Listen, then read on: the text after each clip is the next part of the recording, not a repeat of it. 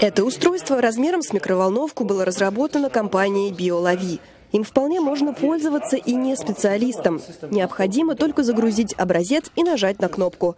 Далее машина самостоятельно подготовит анализ инкубированной бактерии.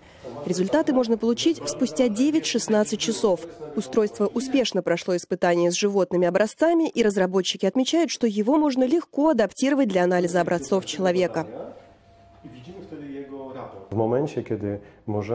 Оптимизируя лечение животных, мы можем снизить использование антибиотиков, что поможет не только сельскому хозяйству и животным, но и потребителям. Красители и химия часто используются в традиционных лабораториях, однако в аппарате BioLavi их заменяет оптическая система.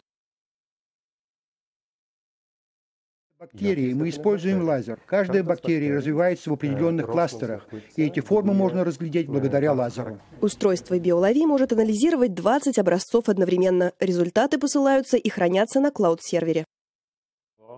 Наше урządzenie może stanąć w każdej stołówce zbiorowego żywienia. Например, наш аппарат может тестировать любую кухню или место общественного питания, то есть места, которые любят обживать сальмонелла.